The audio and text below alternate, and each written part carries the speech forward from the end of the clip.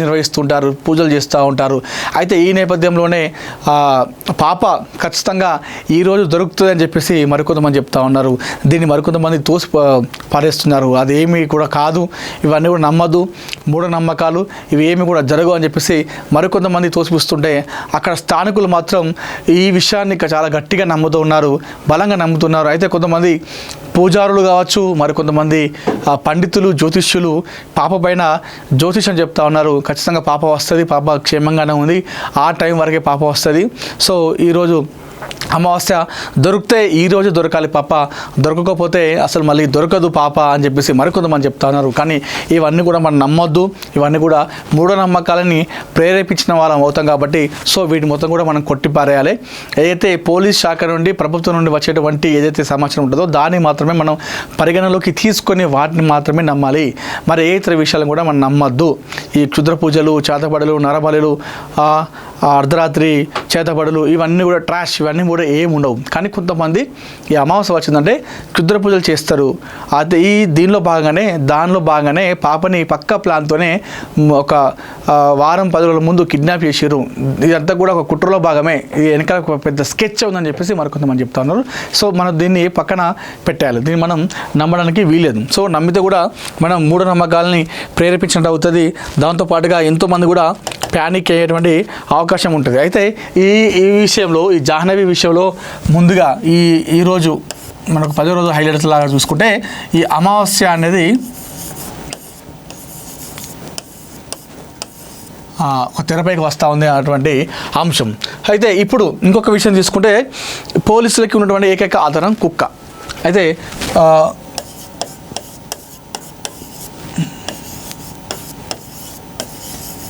ఈ కుక్క కూడా ఆధారంగా ఉన్నటువంటి కుక్క చనిపోయింది. అయితే ఇప్పుడు వాళ్ళకి ఎలాంటి ఆధారం లేదు. అయితే ఇప్పుడు ప్రస్తుత పరిస్థితి ఏంది అక్కడ అని చూసుకుంటే ప్రస్తుతం పోలీసులు మరొకసారి పేరెంట్స్ని ఎంక్వైరీ చేస్తూ ఉన్నారు, అంటే విచారిస్తున్నారు. అంటే పాపకి గతంలో ఏదైనా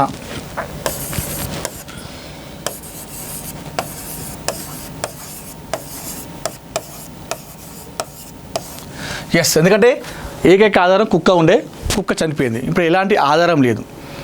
సరే వారి దగ్గర మొబైల్ ఉంటేనేమో దాని ద్వారా ట్రాకింగ్ చేసుకోవచ్చు. అంటే చిన్న పాప దగ్గర మొబైల్ ఉండదు. ఆమె వెళ్ళిన మార్గం కూడా రోడ్డు మార్గంలో వెళ్తేనేమో మనకు సీసీ కెమెరాలు కనిపిస్తాయి. ఆ పాప వెళ్ళిందేమో అడవి మార్గాన, అటు దాటితే మళ్ళీ కొండ ప్రాంతం. ఓవరాల్గా చూసుకుంటే కూడా అంతా కూడా అడవి ప్రాంతం లాంటి ప్రాంతంలోనే పాప తప్పిపోయింది. ఇప్పుడు ఈ తరుణంలో పోలీసులకు సవాల్గా మారింది. అయితే ఇలాంటి నేపథ్యంలో పోలీసులు మరొకసారి చిన్నారి తండ్రిని విచారిస్తున్నారు. అంటే మళ్ళీ అడుగుతూ ఉన్నారు, మీకు ఏం జరిగింది, గతంలో మీకు ఎలాంటి ఏమైనా గొడవలు జరిగాయా వేరే వాళ్ళతో గతంలో అడిగారు. అయితే అటువంటి కుక్క చనిపోవడంతో వాళ్ళకి ఇక మరొకసారి వాళ్ళ తండ్రిని విచారిస్తున్నారు. చెప్పండి అని చెప్పేసి మొదటి నుండి అడుగుతున్నారు. అసలు ఏం జరిగింది, మీ కుటుంబం ఏంటిది, మీరు ఎక్కడ ఉండేవాళ్ళు, ఇక్కడికి ఎప్పుడు వచ్చారు, గతంలో మీ బంధువులతో గొడవలు జరిగాయా, ఏదైనా విభేదాలు వచ్చాయా, మీ కుటుంబ సభ్యులు ఏదైనా గొడవలు ఉన్నాయా, గతంలో వేరే వారితో స్థానికులతో ఏదైనా పగలు కక్షలు గొడవలు లాంటివి జరిగాయా, ఏదైనా పంచాయతీలు లాంటివి లేదంటే కేసులు లాంటివి ఏమైనా మేమైనా పడ్డాయా, లేకపోతే మీరు వేరే వాళ్ళపైన పెట్టడం జరిగిందా అడగడం జరిగింది. ఏదైతే వాళ్ళ చిన్నారి తల్లి ఒక కారు విషయంలో గొడవ జరిగింది, వాళ్ళు ఏమైనా చేసుకుంటారేమో అని చెప్పేసి చిన్నారి తల్లి చెప్పింది. ఆ విషయాన్ని కూడా అడుగుతూ ఉన్నారు. మరి కారు విషయంలో గొడవ జరిగింది కదా, ఆ కారు ఏ విషయంలో జరిగింది, ఎందుకు జరిగింది, ఆ గొడవ తర్వాత మళ్ళీ ఎప్పుడన్నా వాళ్ళు మీకు కలిశారా, ఏదన్నా మీపైన దాడి చేసే ప్రయత్నం ఏమైనా చేశారా అని చెప్పేసి మరొకసారి చిన్నారి తండ్రిని వాళ్ళు విచారిస్తున్నారు, అడుగుతున్నారు. అంటే ఎందుకంటే వాళ్ళ దగ్గర ఉన్నటువంటి ఓప్స్ లేదు, కుక్క చనిపోయింది కాబట్టి వాళ్ళకు ఉన్నటువంటి ఆధారం. ఒకవైపు ప్లాన్ ఏ అమలు చేస్తూ ఉన్నారు పోలీసులు, అటవీ శాఖ అధికారులు, ఎన్డీఆర్ఎఫ్, ఎస్డీఆర్ఎఫ్, అగ్నిమాపక శాఖ అంతా కూడా ప్లాన్ ఏ చేస్తూ ఉంది. ఆ ప్లాన్ ఏతో పాటు ఇప్పుడు ప్లాన్ బిని అమలు చేస్తూ మరొకసారి ఇటు మొదటి వైపుగా వచ్చి చిన్నారి తండ్రిని విచారిస్తున్నారు. చిన్నారి తండ్రి దగ్గర ఇంకా విషయాలను రాబట్టే ప్రయత్నం చేస్తూ ఉన్నారు. ఎందుకంటే ఆ చిన్నారి తండ్రి వయసు కూడా చాలా చిన్నదే, మరి ఎంత పెద్దవాళ్ళు కూడా కాదు, చిన్నవాళ్ళు కావడంతో సో వాళ్ళు చెప్పనీకి వస్తాయి రాదు అని చెప్పేసి పోలీసులు క్షుణ్ణంగా అడుగుతున్నారు. ప్రతి ఒక్క విషయాన్ని కూడా పూసగూర్చినట్టు చెబుతూ అడుగుతూ ఉన్నారు. ఇట్లా ఈ విషయాలను కూడా వాళ్ళ తండ్రి దగ్గర నుండి రాబట్టే ప్రయత్నం చేస్తూ ఉన్నారు. గతంలో మీ భార్య భర్తల మధ్య ఏమైనా గొడవలు జరిగినాయంటే కదా ఒకసారి, మరి మంచిగా ఉంటున్నారా లేదా, ఇవన్నీ కూడా అడుగుతూ ఉన్నారు. మొదటి నుండి ఇప్పుడు ఈ కేసు తప్పిపోయిన వరకు కూడా ప్రతి ఒక్క విషయాన్ని కూడా క్షుణ్ణంగా అడిగి చిన్నారి తండ్రిని అయితే విచారిస్తున్నారు. అయితే దాంతోపాటుగా చనిపోయిన కుక్క ఆధారం లేదు పేరిన తర్వాత ఇప్పుడు తండ్రిని విచారిస్తున్నారు. ఆ తర్వాత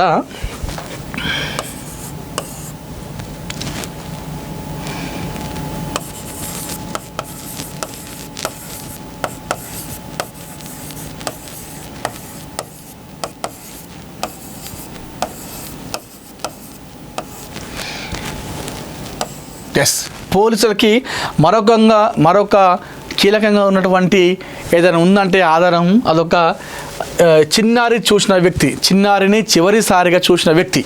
సో ఏదైతే చిన్నారి బయటికి పరిగెత్తిందో ఆ పరిగెత్తిన తర్వాత ఆ సమయంలో ఎవరు కూడా చూడలేదు.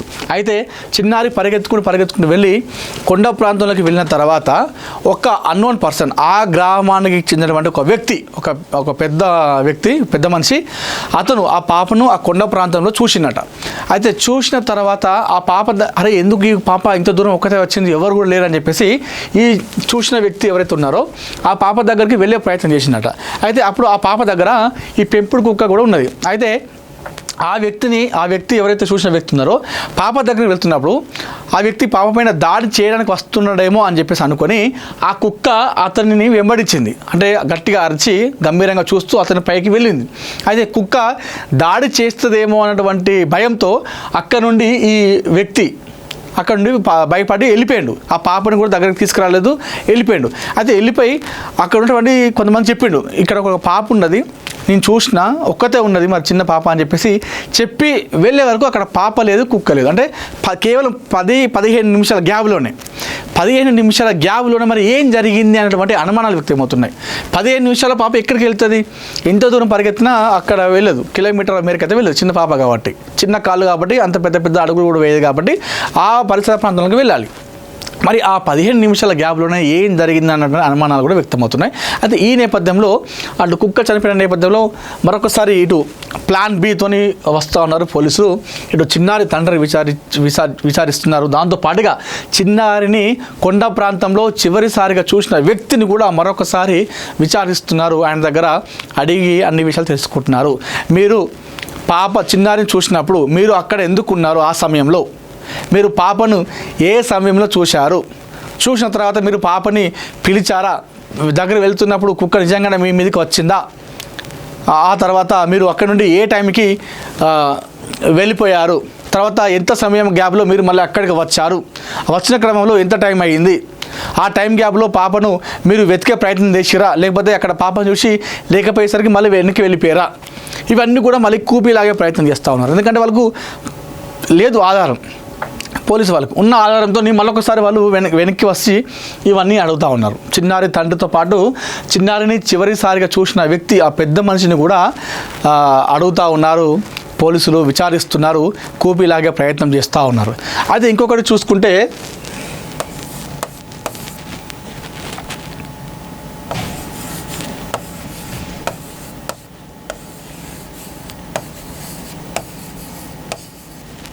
ముసలావిడ అయితే రాజమండ్రి బస్సులో ఈ చిన్నారి జాహ్నవి కనిపించిందని ఒక వృద్ధ మహిళ, ఒక ముసలావిడ చేతిలో ఆ చిన్నారి జాహ్నవి ఉన్నట్టుగా మనకు వార్తలు వస్తున్నాయి ప్రస్తుతం.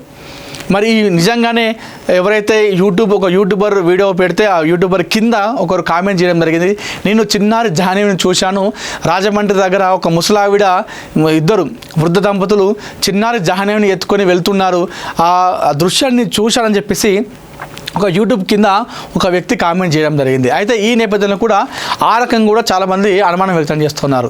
మరి ఇంతకీ ఆ వృద్ధ దంపతులు ఆ అడవికి ఎందుకు వచ్చారు, లేకపోతే చిన్నారి ఆ రోడ్డు తప్పిపోయి ఆ రోడ్డు మీదకి వెళ్తే ఆ వృద్ధ దంపతులు మరి ఆ పాపను తీసుకొని వెళ్ళారా అనే విషయం కూడా చూసుకోవాలి. ఎందుకంటే మరి ఇంత జరుగుతున్నా మరి ఆ వృద్ధ దంపతులు ఎందుకు ఇవ్వట్లేదంటే వారిద్దరు ముసలోళ్ళట, వారికి ఎలాంటి ఆధారం కూడా లేనట్టుగా కనిపిస్తుందో చూస్తే వారి దగ్గర మొబైల్ ఉందో లేదో, ఒకవేళ మొబైల్ ఉంటేనేమో వాళ్ళు చూసి ఇలా జరిగితే అరే ఈ పాపకి ఇట్లా అని చెప్పేసి సంబంధిత అధికారులకు చెప్తారు. వాళ్ళ దగ్గర మొబైల్ లాంటి ఏం లేదు కాబట్టి వాళ్ళకి ఇలాంటి ఇన్ఫర్మేషన్ తెలియదు.